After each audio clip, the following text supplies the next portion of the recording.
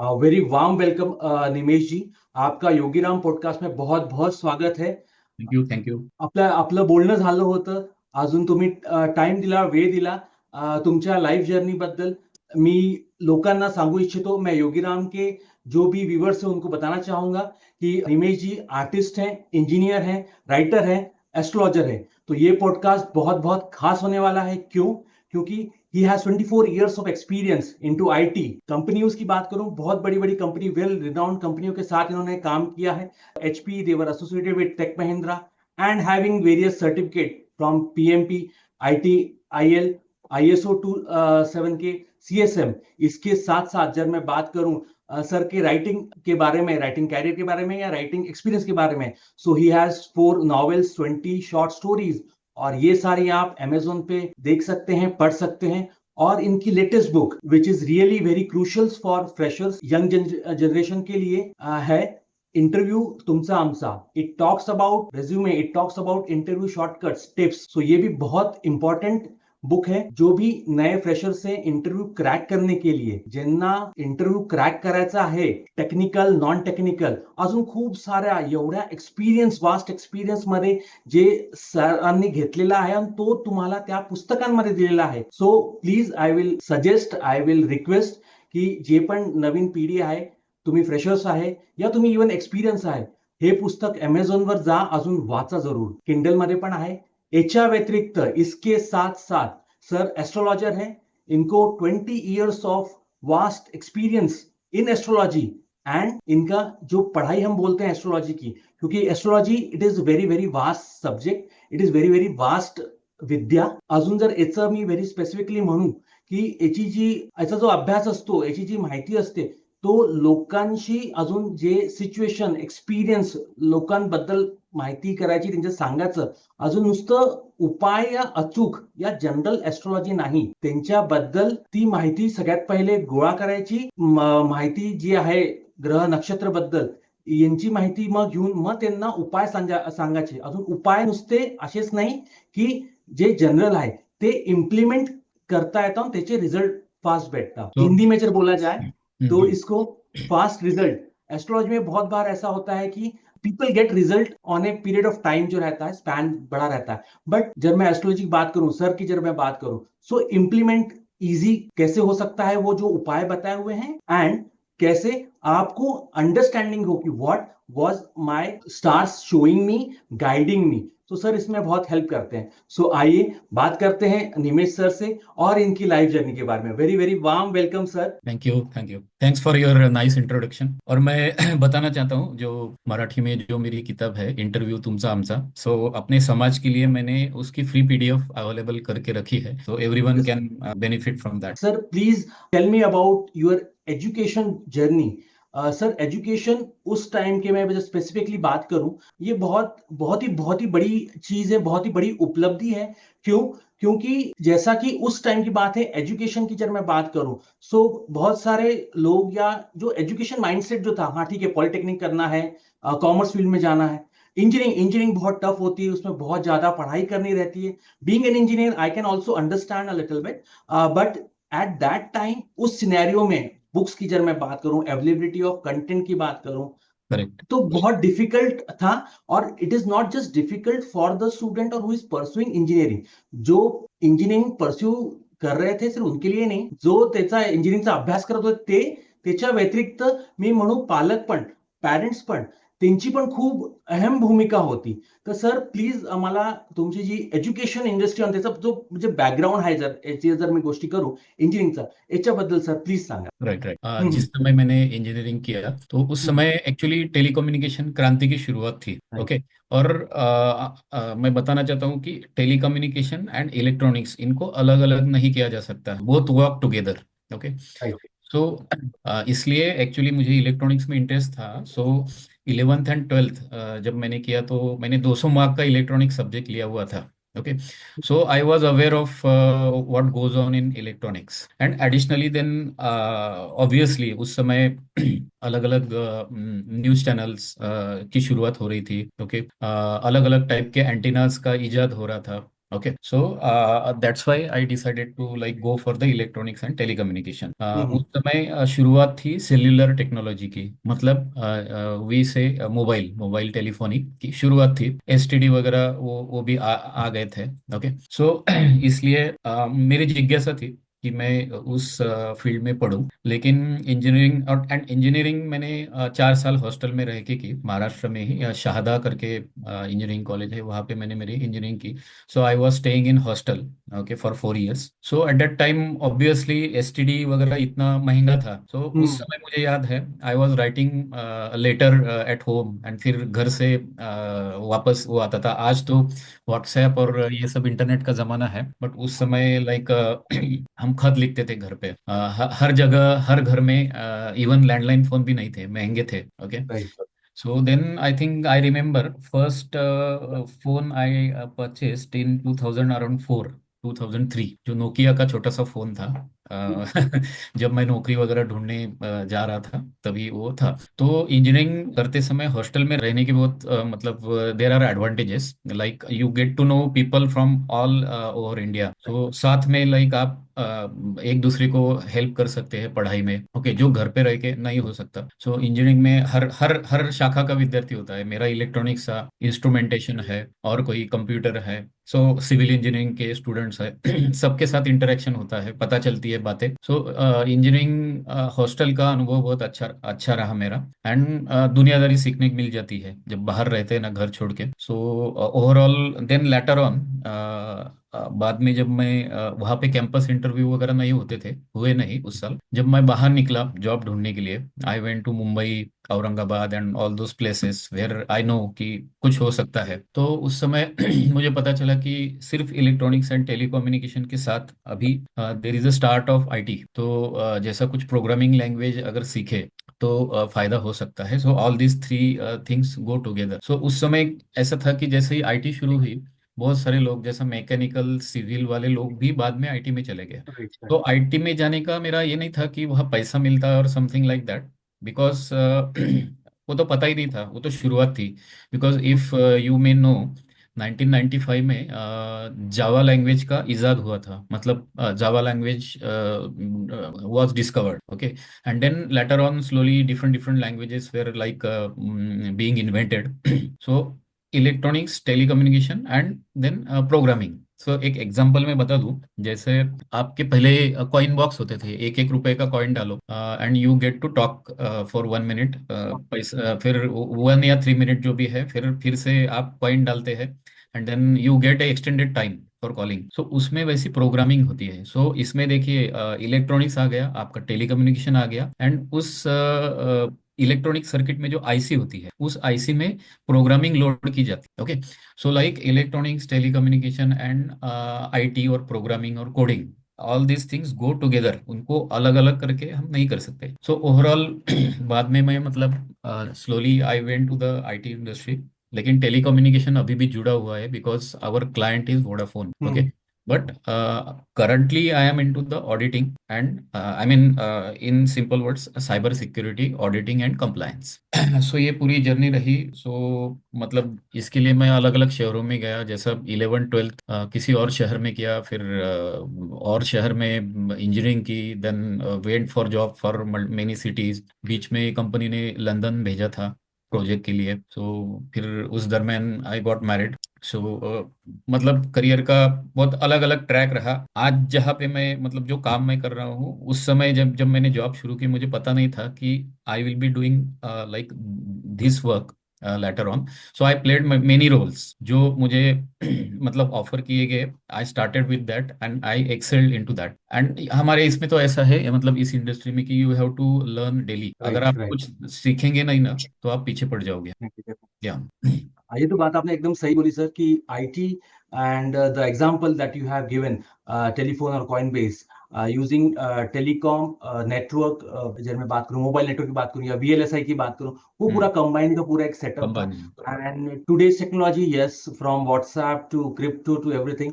It is getting bigger and more complex. So complex. Sir बहुत बहुत बहुत ही बढ़िया आपने जैसा आपने बताया। सर इसी कंटिन्यूशन में नेक्स्ट क्वेश्चन जो पूछना चाहूंगा आपसे, वेरी स्पेसिफिकली, आपके फादर मदर इनका भी बहुत इंपॉर्टेंट रोल था, बहुत इंपॉर्टेंट कंट्रीब्यूशन था कि उस टाइम पे इतना पढ़ाई करना या इस फील्ड में पढ़ाई करना, और जैसा आपने बताया वेरी स्पेसिफिकली कि अलग अलग जगहों पे जाना पड़ा, अलग अलग 11th 12th हो गया, इंजीनियरिंग हो गया, तो इसके लिए अलग अलग जगह पे जाना, घूमना, पता करना, क्योंकि it is not just about following a path, it is very easy.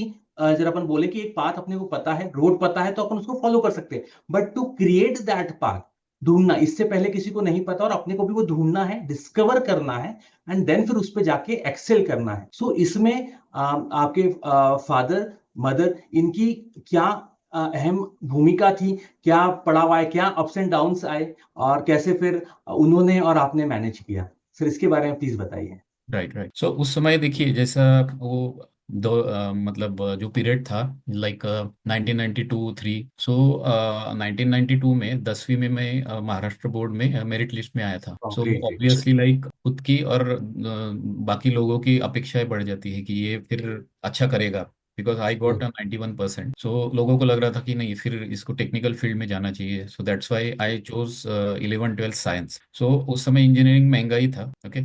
और पिताजी एक महाराष्ट्र के एक गांव में रावेर में शिक्षक थे, अभी रिटायर्ड है। अभी हम सब पुणे में ही रहते हैं। सो उस समय मतलब ये सब खर्चा उठाने के लिए, इंजीनियरिंग हो जो भी हो, तो वो एक प्राइवेट ट्यूशन भी लेते थे। लेकिन उन्होंने क्या किया कि गरीब स्टूडेंट्स जो है उनसे फीस नहीं ली।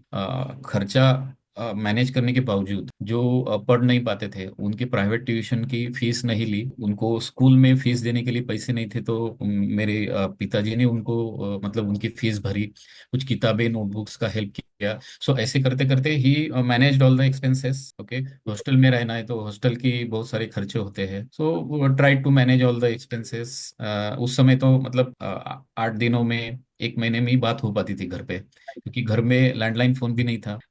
बाजू में मतलब कॉल आता था, फिर हम बात कर पाते थे। वहां पे मैं एसटीडी में जाता था and then I use to talk. So ऐसा समय था वो। सो डेफिनेटली ही मैनेज्ड, मतलब both of my father and mother was housewife, and father manage to I mean give the money to me and all the expenses. So definitely उनका बहुत योगदान रहा है इसमें, हिम्मत बढ़ाना, हौसला बढ़ाना। क्योंकि उस समय मुझे याद है 1996 के करीब, जब मैं शायद सेकंड थर्ड ईयर में था, एक हॉरिबल सिचुएशन आई थी, प्लेग, गुजरात में। और शहादा जो है जहाँ मैं पढ़ता था इंजीनियरिंग, नंदुरबार के आसपास, गुजरात की शायद सीमा है वो, तो प्लेग की वजह से बहुत हड़कंप मची हुई थी कि हॉस्टल में कुछ हो जाए करके, तो क्या होगा करके। उस समय भी फैमिली ने बहुत साथ दिया। कि बाद में तो गवर्नमेंट, महाराष्ट्र गवर्नमेंट ने छुट्टी दे दी थी कि ओके जब सब घर चले जाओ अभी। लेकिन इतना कुछ प्रॉब्लम हुआ नहीं। लेकिन वहां पे जो यूपी एमपी के लोग थे जिनको घर जाने के लिए 4 4 दिन लगते थे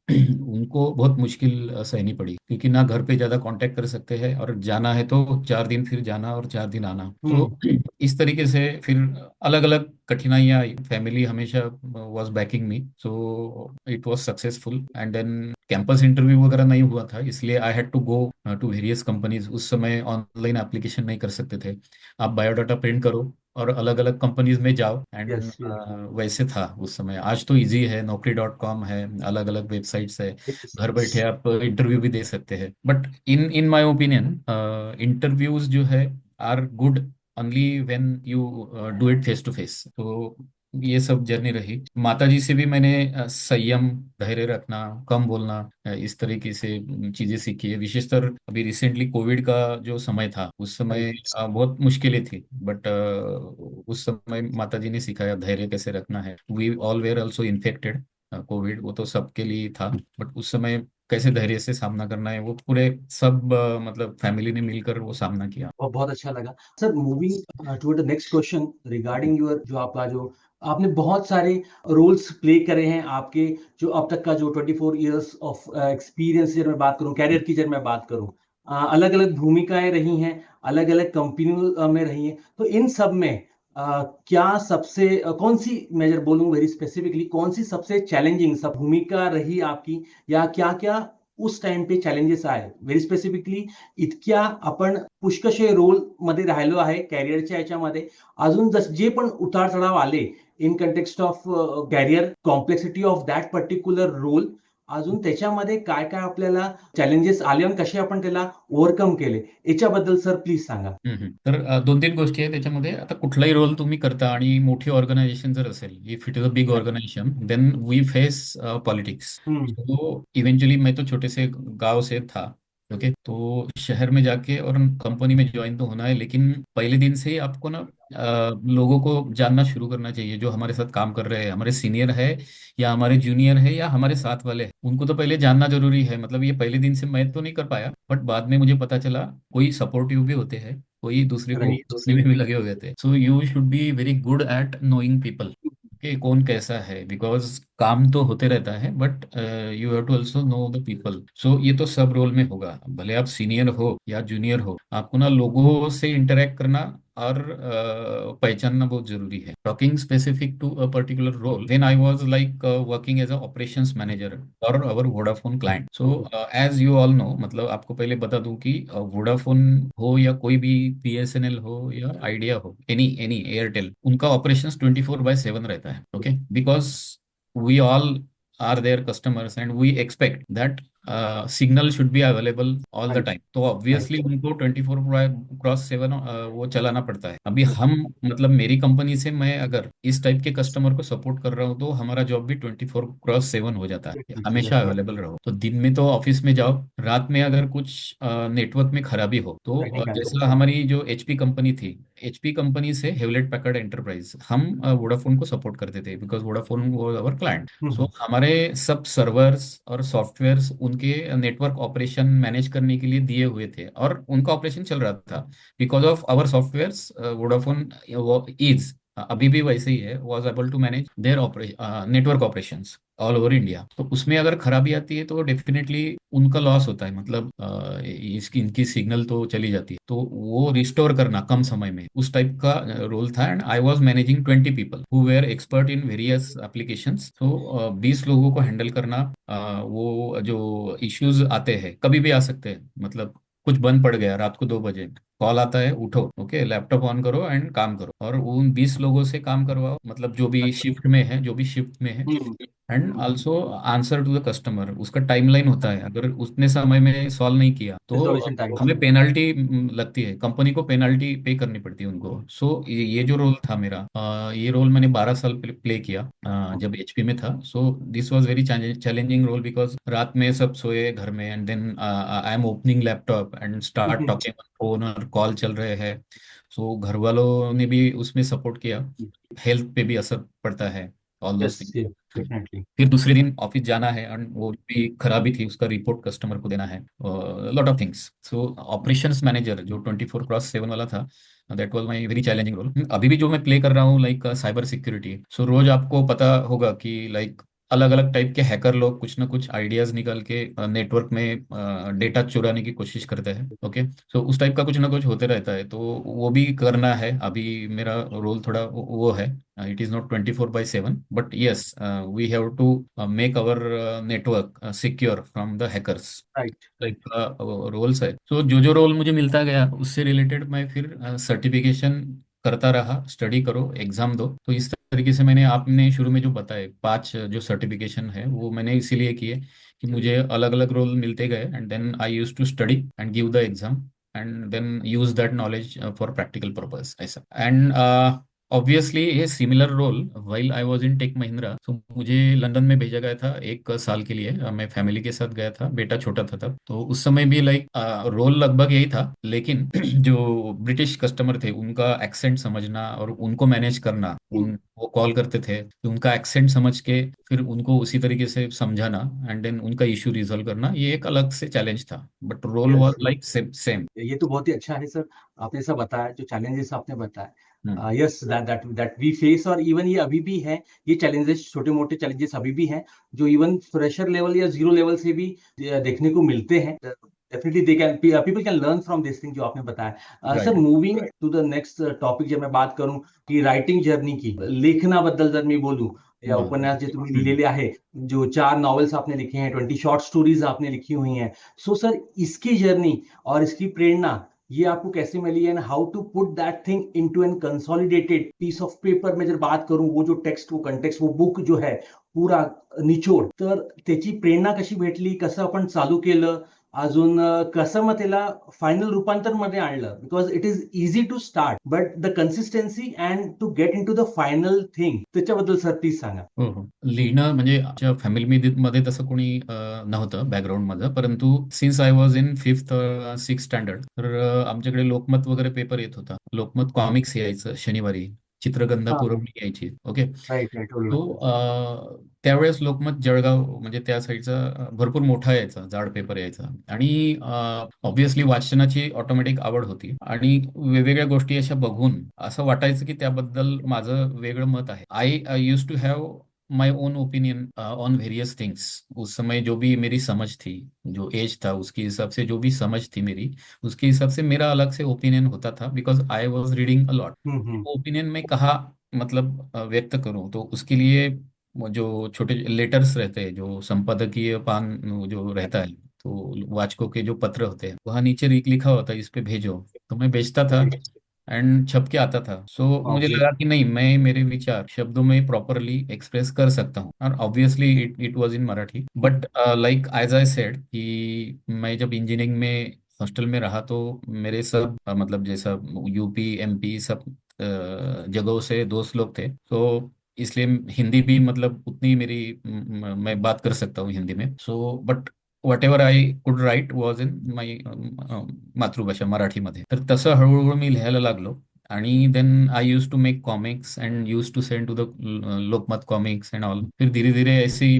साइंस की फिक्शन वो लिखने लगा. ओके. क्योंकि मैं पढ़ रहा था तो कुछ साइंस फिक्शन पढ़ा तो पता चल रहा है कि नहीं, फिर ऐसा भी हो सकता है. तो राईट. उसको फिर अगर फ्यूचर में ऐसा हुआ तो क्या होगा करके एक स्टोरी बना ली, लिख ली. सो उस तरीके से फिर बाद में जैसा रामायण महाभारत, ये जो पुराण है उसमें मेरा इंटरेस्ट बढ़ने लगा, क्योंकि मैं 11th 12th में था. मेरे हम्म. मामा के यहाँ पढ़ता था फैजपुर, हम्म. रावेर के पास फैजपुर करके है. यस तो यस. उनके पास जो रामायण के इतने इतने जो बड़े खंड थे, जो हाँ. 15-20 रामायण के खंड और महाभारत के वो पढ़ते थे. तो 11th 12th में मैंने थोड़े थोड़े वो पढ़ना चालू किया जब मैं छुट्टियों में उनके यहाँ जाता था.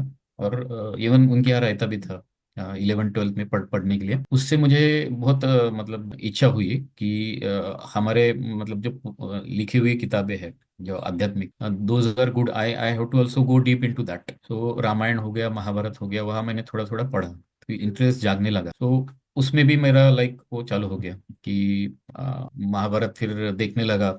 इसमें टीवी पे आता था. रामायण देखने लगा तो जिज्ञासा हुई and slowly I started reading on that and also writing on that. So इतिहास, ऐतिहासिक, आध्यात्मिक, पौराणिक एंड साइंस. तो आप बोलोगे आध्यात्मिक and science, it is a contradictory, but still I go in to all of this. So then slowly मेरी किताब फिर दिवाळी अंक असतात मराठीमध्ये. दिवाळीला एक अंक, दिवाळी अंक निघतो.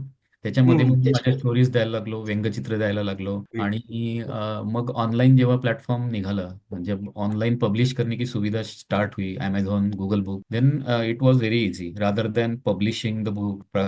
पब्लिशर्स के पास जाओ, हाँ. वो टाइम लगता है, जॉब संभाल के वो पॉसिबल नहीं है. इससे अच्छा है you write and directly publish the online online book. तो मैंने फिर जैसे जैसे समय मिलता गया, I write on mobile phone. Mobile phone में ही मैं लिखता हूँ और फिर ऑनलाइन ही पब्लिश करता हूँ. तो कुछ इंग्लिश भी है लिखा हुआ मैंने, बहुत कम है, लेकिन मराठी में है सब. सो मैं हमेशा मतलब मेरी कथाएं जो होती है या तो आध्यात्मिक या तो पौराणिक रिलेटेड होती है, या फिर उसमें ऐसा संदेश होता है कि कर्म जैसा करोगे फल मिलेगा. कहीं ना कहीं उस टाइप का वो उसमें होता है. कोई भी अगर छोटी सी मेरी स्टोरी देखो तो कर्म और फल, इसका कुछ ना कुछ इसमें वो रिलेशन मैं लाता हूँ, वो संदेश देने की कोशिश करता हूँ. और जो मेरी सबसे मतलब लोकप्रिय नॉवेल है डिटेक्टिव नेगेटिव, तो उसमें मैंने थोड़ा सा साइंस और फिक्शन एक साथ किया कि अगर किसी किसी पर्सन को ऐसी कुछ पावर्स मिल जाए सुपर हीरो जैसी, लेकिन वो पावर ऐसे जादू से नहीं है. सो वो मैंने साइंटिफिकली एक्सप्लेन की हुई है कि साइंटिफिकली उसके बॉडी में कुछ चेंज हुआ and because of that he got the power. तो इस टाइप की वो है नॉवेल डिटेक्टिव नेगेटिव करके, वो भी ऑनलाइन है. और एक लिखी थी मैंने फिल्म इंडस्ट्री के ऊपर लिखी थी, जो कुछ सच्ची घटनाएं घटी थी फिल्म इंडस्ट्री में, लेकिन उसका बाद में पता नहीं चला था कि क्यों हुआ।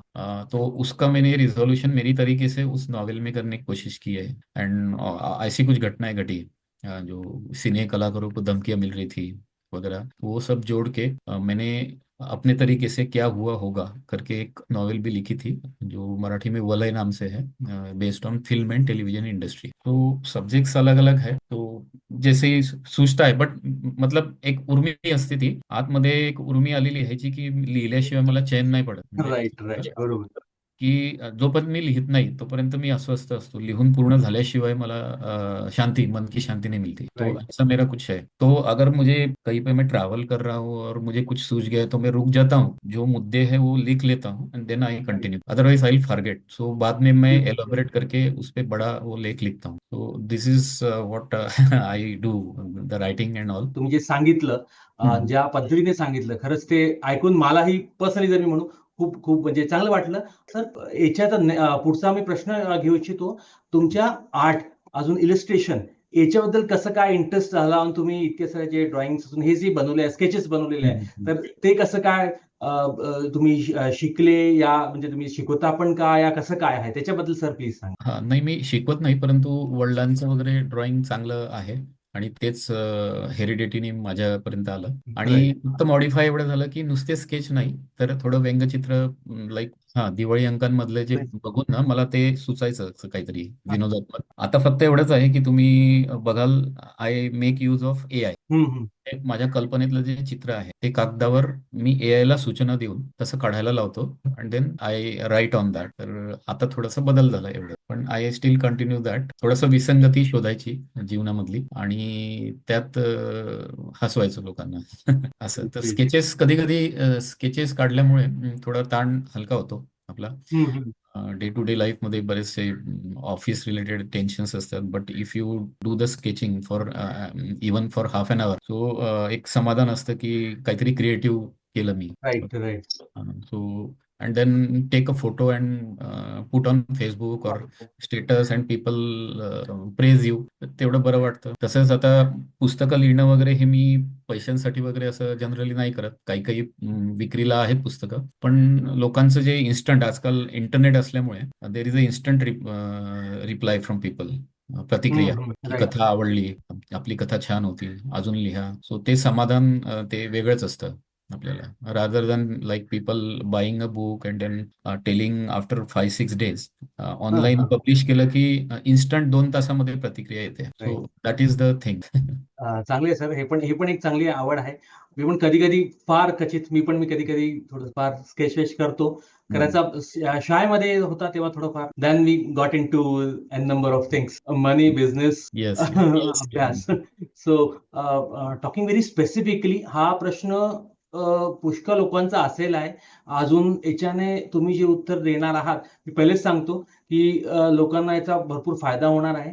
Very specifically engineers, very specifically जे आता, जो अभी फ्रेशर्स हैं, जो अभी 11th-12th के हैं, जो अभी इंजीनियरिंग में जा रहे हैं या इंजीनियरिंग कर रहे हैं, सो what are the qualities that are very very necessary or very important to be a successful engineer? Engineer इसलिए क्योंकि अभी बहुत सारा ऐसा हो रहा है कि हाँ, इंजीनियर या एमबीए स्ट्रीम्स बहुत सारी हो गई करेक्ट, हैं, करेक्ट. सब स्ट्रीम्स भी बहुत बढ़ गई हैं, marketing, digital marketing, and in सब में जो एक मेंटेलिटी रहती है, I am talking about very specifically engineering mentality, recreate, create, restructure. So what are the qualities that a person should possess to become a successful engineer? और एक successful उनका जो ग्रेजुएशन जो रहता है, जब मैं इंडिया की जब बात करूं, so graduation play very very important role. किसी के भी एजुकेशन की मैं जर बात करूं, एजुकेशन इसकी बात करूं, तो सो उसके लिए सर प्लीज आम्हाला तुम्ही ते 4-5 जे पण आहे सक्सेसफुल टिप्स जे आहे तुम्ही देऊ शकता पुरांना, please. Right, right, good question. So सबसे पहले तो like you should be a hard working person, क्योंकि देखिए दो चीजें हैं। एक तो सीखना है, इंजीनियरिंग में सीख के एग्जाम तो पास करनी है, तो हार्ड वर्किंग होना है, ओके। और उसके लिए देर इज नो अल्टरनेटिव। हम्म। लेकिन वो करते समय आप हार्ड वर्क करो, लेकिन जस्ट मतलब मेमोराइज मत करो चीजें, वो समझ लो, राइट। क्योंकि मेमोराइज करके आप सिर्फ परीक्षा पास होंगे, लेकिन उसके बाद आपको प्रैक्टिकली उसको इम्प्लीमेंट करना होगा ना कहीं पे, तो आप फिर you will not be able to do it. Right. Right. तो whatever you are learning, you actually go deep into that. अलग अलग किताबें, आजकल तो ऑनलाइन सब कुछ मिल जाएगा यूट्यूब पे। उस समय तो हमें लाइब्रेरी में से नंबर लगा के किताबें लानी पड़ती थी फॉर एक्स्ट्रा स्टडी। आजकल आपके पास YouTube and lot of learning platforms है, क्विकली आप डालोगे तो आपको अच्छी तरीके से समझाने वाले 50 लोग मिल जाएंगे। कोई भी टॉपिक, तो वो टॉपिक समझो, दिल से समझो वो टॉपिक, क्योंकि उसको आपको इम्प्लीमेंट करना है।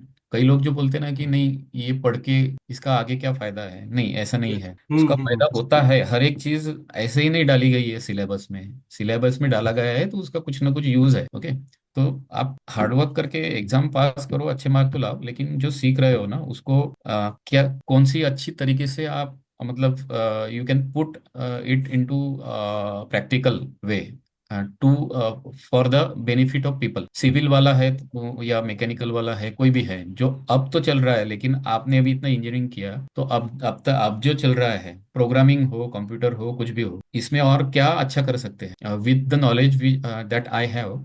उससे हम क्या और इजी कर सकते हैं चीजें लोगों के लिए। अभी फॉर एग्जांपल लैंडलाइन फोन थे, फिर मोबाइल आ गए, तो लोगों के लिए इजी हो गया ना। तो कोई ना कोई ऐसे, it is not one person, many peoples contributed to it, okay. So जैसा आप हर जगह जा रहे हैं एंड यू कैन टॉक, पहले तो मतलब घर पे ही फोन था तो वही से बात कर रहे थे, तो लोगों की मतलब it it was for benefit of people. Same way like अभी मैकेनिकल में जाओ, उसका मुझे इतना ज्यादा पता नहीं है, लेकिन अभी ऑटो बिना ड्राइवर की कार आ रही है, तो कोई यस। ना कोई बंदा होगा ना, उसने ऐसा सोचा हो। राइट। हमें वही करना है कि एक तो हार्ड वर्क करना है, सब चीजें समझ लेनी है, सिर्फ एग्जाम के लिए पढ़ना नहीं है। एंड ऑब्वियसली पेशेंस जरूरी है, हार्ड वर्क तो जरूरी है, क्योंकि मेरी इंडस्ट्री की बात करूँ, टेलीकॉम और आईटी की, तो हर रोज आपको हार्ड वर्क की जरूरत पड़ती है। पेशेंस भी होता है, क्योंकि कस्टमर आपको हमेशा प्रेशर देता है। Right. Customer is always pressurising you. तो इंजीनियरिंग खत्म हो गई तो सब खत्म हो गया, ऐसा नहीं है। आप हर रोज आपको कस्टमर का प्रेशर फेस करना है, क्योंकि एनी किसी भी कंपनी में जाओगे तो किसी न किसी प्रोजेक्ट पे ही काम करना है, और वो प्रोजेक्ट किसी न किसी कस्टमर से ही आना है। तो वो कस्टमर आपको प्रेशर देगा, वो आपको अलग अलग डिमांडिंग रहेगा, तो आपको शांति से उनका काम करवा के देना है। सो लाइक पेशेंस हो गया, हार्ड वर्किंग हो गया, and ever learning attitude, okay, yes. Ability to work under pressure, ये हो गया। और लर्निंग तो कभी छूटना ही नहीं है, आपका लर्निंग तो करना ही है। तो यही ये है तो आप टिक पाओगे इंडस्ट्री में, वरना फिर। और ऑब्वियसली जैसा मैंने शुरू में बताया कि लोगों को पहचानना पड़ेगा, कौन ऑफिस में कौन दोस्त है और कौन सिर्फ कलीग है। कलीग को दोस्त मानना है या दोस्त को कलीग मानना है, वो जो लाइन है ना, वो भी जरूरी है। सो ये सब चीजें आपको ध्यान में रख के चलना है। तो चीजों को समझो, न सिर्फ पढ़ो और एग्जाम पास करो, वो सब समझ लो। That is important thing who are studying. And study के बाद आप कंपनी में जा रहे हैं, तो जो मैंने बताया वो सब चीजें तो लगेगी आप। Talking to the next big question, sir आपकी पर्सनल जर्नी की मैं बात करूं तो what was the biggest lesson you have learn during your journey? सगळ्यात मोठं सबसे बड़ा वो सबक क्या था आपके लाइफ का? वैसे तो मतलब अलग अलग एज की एज ग्रुप होता है, उसके हिसाब से सबक बदलता रहता है। राइट। But right. वही है कि कॉन्फिडेंस मत लूज करो, ओके, कभी भी। कुछ सेटबैक्स आते हैं तो you should not lose your confidence. And definitely अकेला आदमी वो नहीं कर सकता। हमारे जो भी वाइफ, पेरेंट्स, ये सभी हमें सपोर्ट करते हैं। तो like one person can not deal with all the adversities of life, we get the support from family. एक बंदे का काम नहीं है, क्योंकि आजकल बहुत मतलब फास्ट लाइफ हो चुका है। तो एक बंदा नहीं, वो सब फैमिली को साथ चल के हम जाते हैं। तो sometimes you may lose the confidence, तो दोस्त लोग हैं, दोस्त लोग से बात करो, फैमिली हेल्प करती है, हमारा कॉन्फिडेंस बूस्ट करने की कोशिश करती है। तो don't lose hope and don't lose confidence. Sir इसी से कनेक्टेड नेक्स्ट क्वेश्चन पूछना चाहूंगा आपसे कि what impact has your family had on your career? जैसा आपने बताया अलग अलग पड़ाव में फैमिली का भी सपोर्ट बहुत जरूरी है, राइट। और आपके फैमिली ने भी वैसे सपोर्ट किया, जो भी अप्स एंड डाउन्स आए। सो आजकल ऐसा होता है कि मोबाइल व्हाट्सएप बात कर ली, अलग अलग जगह रह रहे हैं। सो क्या कितना इम्पैक्ट और कितना इम्पोर्टेंस है फैमिली का, talking about parents as well as wife, बच्चे में सबकी बात कर रहा हूँ, होल फॅमिली की बात कर रहा हूँ। तो इसका कितना इम्पॅक्ट होत आहे कुटुंबाचा, कसं काय कॅरियरवर प्रत्येकाचं जर मी म्हटलं, विशेषतः तुमचं म्हटलं तर तो कसा तो एक इम्पॅक्ट होता, कशी त्यांनी हेल्प केली, अजून जे पण अपडाऊन्स आले त्याच्यामध्ये, सर याच्याबद्दल प्लीज सांगा. आता इमोशनल सपोर्ट तर सगळ्यांकडून असतो. इव्हन मी मी स्वतः असं नाही करत की ओके मुलगा आहे तर मी माझा जो सेटबॅक आहे तो मुलासोबतही मी शेअर करतो. तो एवढा मोठा आहे आता की तो समजू शकतो की मी कुठे फेल झालो, which situation I was not able to handle. हे मी सरळ त्याला सांगतो की मी काही खूप मोठा, तुझे वडील आहे म्हणून मी काही खूप मोठा एक्सपर्ट माणूस नाहीये. I am also a human being. तर माझ्याकडनं करिअरमध्ये असं असं झालं त्यामुळे मी सोडलंय. तर यू एक्सप्रेस म्हणजे मुलांना आपण सांगतो, पण मी त्याला हे सांगतो की इथं इथं मी पण फेल होतोय आणि मी पण लर्न करतोय. जीवन जगणं मी पण लर्न करतोय. मी तुझे वडील आहे म्हणून मी काही असं खूप तुला खूप सांगेन आणि तसंच मी नाही. I am also learning. So whatever I am lacking I discuss with my son also. Okay, हे आहे आणि तोही समजून घेतो. You have to justify that to everyone. असं नाही की हा लहान मुलगा आहे, याला आपल्या कमियां अपनी कमियां कैसे बताऊ मैं इसको, नाही. तो मुलगा असो दॅट्स फाईन. इथं इथं मी कमी पडलो, असं असं आहे, असं you can go like that. आणि फॅमिलीचा सपोर्ट, इमोशनल सपोर्ट असतोच. आता माझ्या वेगवेगळ्या करिअरच्या ठिकाणं बदलण्यामुळे माझ्या वाईफचं डीएड वगैरे होतं, पण तिचं आता मी जसं लंडनला आम्ही गेलो त्यामुळे काही नोकरीचं तिथं होऊ शकलं नाही because she had done BA DEd. पण नोकरी केली तिने प्रयत्न शिक्षिकेची. बट माझ्या इकडच्या तिकडे जाण्यामुळे आम्ही किंवा मग मुलगा लहान होता या कारणामुळे मग ती नोकरी नाही करू शकली. तर माझ्या करिअरमुळे त्यांच्यावर किंवा त्यांच्यामुळे माझ्यावरती असा परिणाम, कारण person is the same right. ऑफिसमधला पर्सन नेहमीच होणार आणि घरी आलेला वेगळा नसतो, तो पर्सन तोच असतो आणि घरचा इफेक्ट ऑफिसमध्ये पडणार, ऑफिसचा इफेक्ट घरी पडणारच. हे होतं. येस तिला येस जसं येस. दिवस रात्र मी फोनवरच आहे तर घरची अपेक्षा असणार की मी त्यांच्याशी बोलावं. पण बरेचदा असं होतं की मी इन्सिडेंट यायचे, दिवसभर लॅपटॉपला चिटकून राहायचं. मुलगी लहान होती, ती येते पण मी घरी असून ती माझ्याकडे येते पण मी तिच्याशी बोलू शकत नाहीये कारण मी कॉलवर आहे. असंही राईट होतं. Right right. So all things are mixed. So everyone should understand each of us असं. तर ते व्यवस्थित सगळं होऊ शकतं. पण मग आता वाईफनी हे सुरू केलं आहे, क्लाउड किचन आहे to support me and yoga classes आहेत.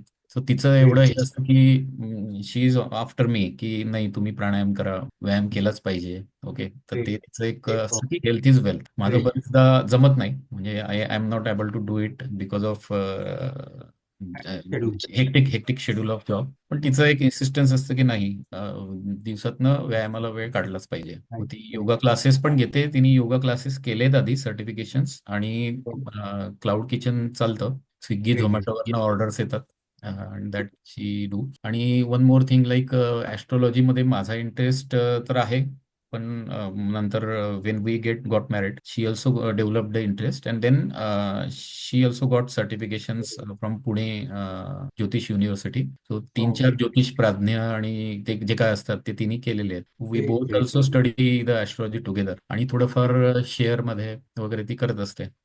आर्थिक जे लेख येतात ती वाचते आणि शेअरमध्ये थोडंफार गुंतवणे, म्युच्युअल फंडची माहिती, आयपीओ आलाय, हाय घेऊया आपण, ते घेऊया. कारण मी एकटा ते सगळ्या गोष्टीकडे लक्ष देऊ शकत नाही. So she has become an expert in that. Mutual fund असो, शेअर कुठला आलाय, आयपीओ आलाय, आपण घेऊ, असं तिचं चालू असतं सगळं. That way very he very is helping interesting. Lot. नाही, इथे मॅम बद्दल ऐकून खरंच खूप बरं वाटलं की she is also not just backing up you, तुमच्या बरोबरीने ते करतात आहे. क्लाउड किचन आहे अँड मॅनेज करणं त्याला it is really a tough task because of order, because of जी अजून भरपूरशी आता कॉम्पिटिशन वाढून गेलेलं आहे. कॉम्पिटिशन म्हटलं, हॉटेल्सचे कॉम्पिटिशन असतं म्हणजे. राईट. प्राइस झालं, टेस्ट झालं, क्वालिटी झालं, अजून त्याच्या व्यतिरिक्त ॲस्ट्रॉलॉजीमध्ये पण. अरे wow, that is really really great. ऐकून खरंच खूप म्हणजे आवडलं मला, बरं वाटलं की वाव, की how it has to be there. अजून कसं काय तुम्ही दोघी बॅलन्स करतात आहे. Very very very good sir. खूपच खूप बडे वाटलं सर.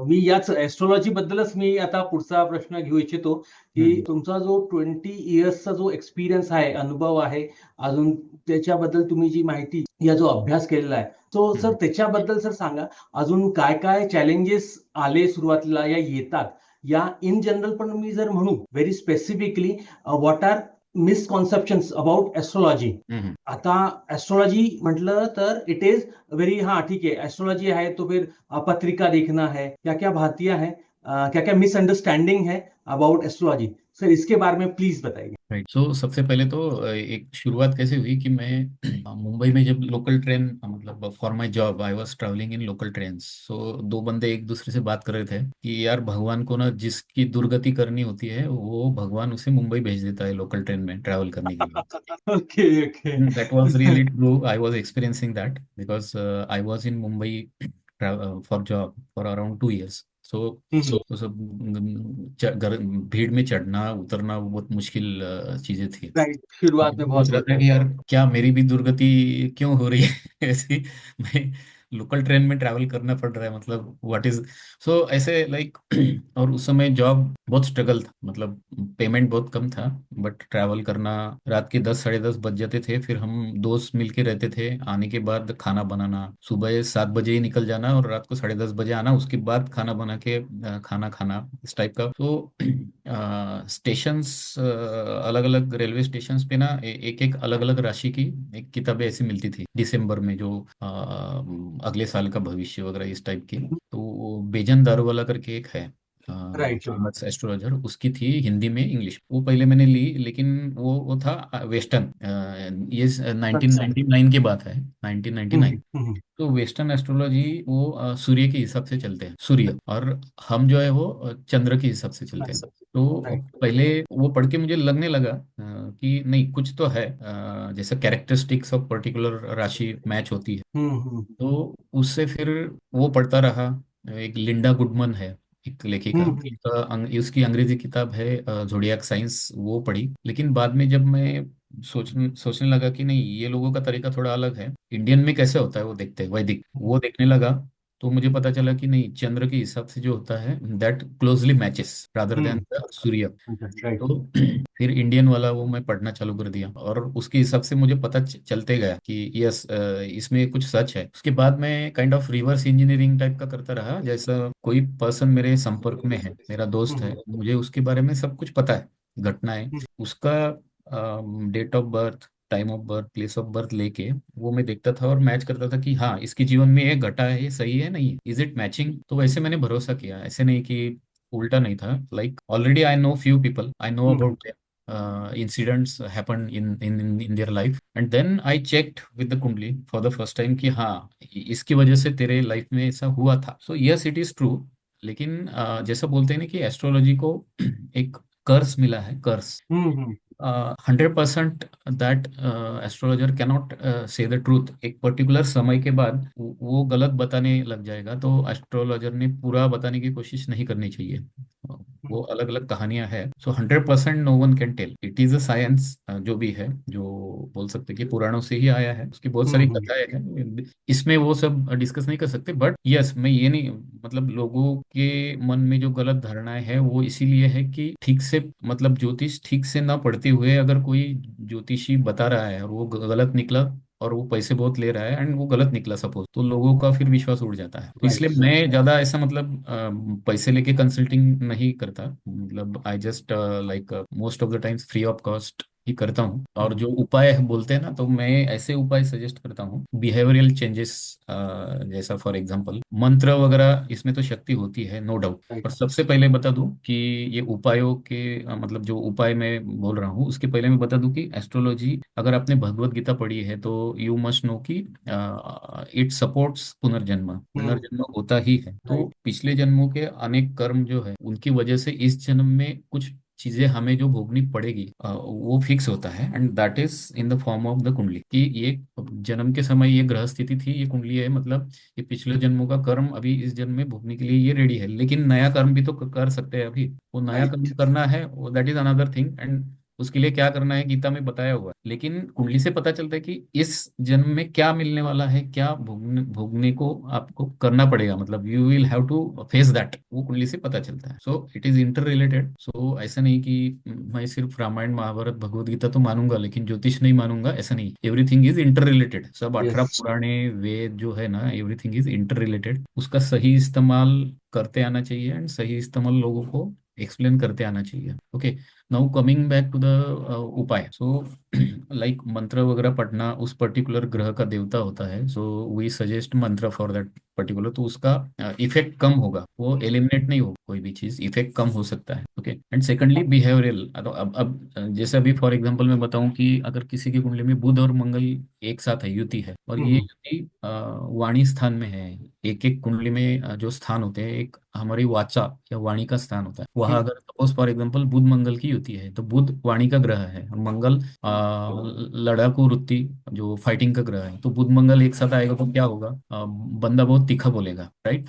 तो हम फिर सजेस्ट करते हैं कि आप बोलने से पहले सोचो, बैड वर्ड्स मत यूज करो, तीखे वर्ड्स मत यूज करो, गाली मत दो, इस टाइप का। ये एक एग्जांपल हो गया। तो ये बिहेवियरल उपाय हम सजेस्ट करते हैं। और बुध का मंगल का मंत्र जो देवता है, दैट इज ऑल्सो इफेक्टिव, वो होता है। लेकिन बिहेवियरल चेंजेस जो है, अभी किस ग्रह में किस टाइप का ग्रह है, किस आपके कुंडली के स्थान में किस टाइप का ग्रह है, उसके अनुसार उस ग्रह की जो प्रॉपर्टी होती है, और वो अगर गलत कर रही है, उस स्थान को नुकसान पहुंचा रही है, तो हम सजेस्ट करते हैं कि आपका बिहेवियर बदलो। ओके, सो एक बार अगर बता दिया कि बिहेवियर बदलो, तो वो बंदा याद रखेगा ना कि नहीं नहीं, मुझे ऐसा बताया गया है, मैं थोड़ा सा सोच के बोलूंगा, तो डेफिनेटली उसका वो कम होगा। एंड लाइक शनि, शनि ऐसा होता है कि शनि की दशा जब आती है, then you get to pay for your past life karma whenever Shani Mahadasha comes in your kundali, so you have to pay in this birth for your past कर्म, वो चालू हो जाता है। फिर हम अच्छा। बोलने लगते हैं और हमें लगता है कि यार बुरा क्यों हो रहा है, बट वो रहता है, इस जन्म में भी कुछ किया होता है या पिछले जन्म का कर्म होता है। And it is like given in the Gita also कि हमारे अलग अलग जन्म होते रहते हैं, so it is obvious. And वो अलग, वो जन्मों के चक्रों से अगर निकलना है तो क्या करना है वो भी बताया हुआ कि फल की अपेक्षा न करते हुए अगर कर्म किया तो वो फल का इफेक्ट नष्ट होते जाएगा, एंड सब पीछे के कर्म भी नष्ट होते होके then the current birth will be your last birth. But Krishna ने ये भी बताया कि ऐसा लाखों में एक ही आदमी कर पाता है। एक श्लोक में है, मैं जो बता रहा हूँ कि अनेक जन्मों का भी वो खत्म करना है। ओके, सो लाखों करोड़ों में एक ही बंदा वैसे कर पाता है, otherwise people keep on doing कर्म, और फल की अपेक्षा उससे बांधे रख के अनेक जन्मों में जाने के लिए मजबूर करती है। तो like this is interconnected, astrology and all those things. So astrology like ज्योतिष एक गाइडिंग लाइट है, जैसा कि हम जा तो रहे हैं लेकिन कोई गाइड कर रहा है हमें, तो आगे अगर रास्ते से जा रहे हैं और गड्ढा है, तो अगर किसी ने बता दिया गड्ढा है तो थोड़ा साइड से जा सकते हैं, गिरने से बच सकते हैं। This is the thing with astrology. तो लोगों की गलत धारणाएं इसलिए है क्योंकि कुछ लोग मतलब पूरी पूरी स्टडी ना करते हुए अगर कुछ ज्योतिष का वो बता देते हैं और फिर वैसा नहीं होता है, तो that creates a hmm. Problem.